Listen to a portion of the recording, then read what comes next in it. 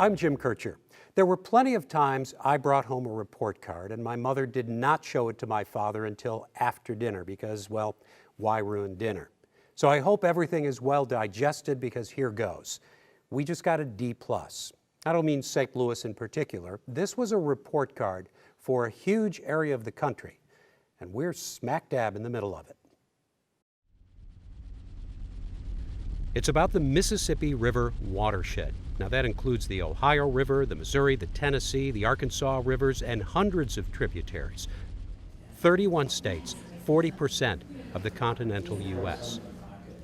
The report card was unveiled in St. Louis by a group called America's Watershed Initiative, which has spent years studying all of this and talking to hundreds of different people, organizations, and experts. And based on the goals of clean water, flood control, economy, recreation, ecosystems, and transportation, D+. Some of the lowest grades were for the condition of the locks and dams and the potential impact on the nation's ability to move and export food and other products. So now, as my dad would say about a bad grade, what are you going to do about it? The broad collaboration of organizations and businesses and government agencies that are working together, I really think we can focus to raise the grade for the Mississippi River watershed if we commit to it and we use this as a roadmap for action. Now, when this watershed meeting happened, we were already deeply immersed in the topic of water. A few weeks before, we were invited, or maybe we invited ourselves, to tour St. Louis's Chain of Rocks water treatment plant. And we went because we like to see how things work. On behalf of the City of St. Louis, I'd like to welcome you to our Chain of Rocks water treatment plant. I'm Kirk Scobie. I'm the Director of Public Utilities and the Water Commissioner for the City of St. Louis. For the tour, everybody meets outside the main office and the pumping station. What we need to do is load up in vehicles if we can carpool. But to really start the tour, you go to the source. You walk out over the river just above the water intake and just below the Chain of Rocks Bridge on the Mississippi River, but not really of the Mississippi River. In actuality, this plant here on the Mississippi still draws water, Missouri River water, because it's downstream of the confluence of the two rivers, and they haven't mixed yet. This is where you see those castle-like structures rising out of the middle of the river. The water used to be taken in over there and brought in here by pipes, and might be again. At some point, I would like to get the nearer tower back and working. But for now, the water intake is a much less glamorous opening just right below. That debris can be easily captured and removed, but what's left is still pretty muddy. Turbid is the technical term. But mud isn't necessarily on itself that harmful. It comes out, it's easy to remove. Behind me are pre-sedimentation basins that removes the more heavier grit and solids. The water is sent to these large tanks where some of the big particles settle to the bottom. The cleaner water is skimmed off the top. Sedimentation is the first step in the treatment process. But in the 1800s, it was the only step. The city let the water sit as long as possible, but in peak periods, not long enough. And when it came to water, St. Louis had, shall we say, a colorful reputation.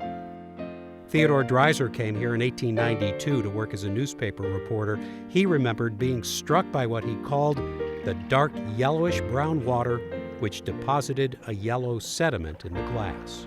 There were the locals who claimed this was good for you if you drank it all up, but there were plenty of others who felt the city needed to do more.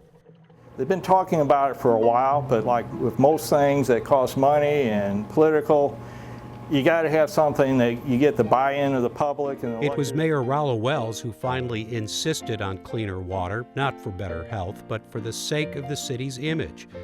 The world was coming to St. Louis for the World's Fair, and there was going to be the Cascades and all those fountains, and yellowish-brown water just wouldn't do. He really ordered the water department to clean it up. John Wixford, described as a brilliant and eccentric chemist, took to his lab and came out with a concoction of milk of lime and ferrous sulfate to be added to the water, a second step in the treatment process, coagulation. And just in time, the results were there for everyone to see. Clear water coming out of the fountains for the World's Fair, and we have never gone back. It works like this.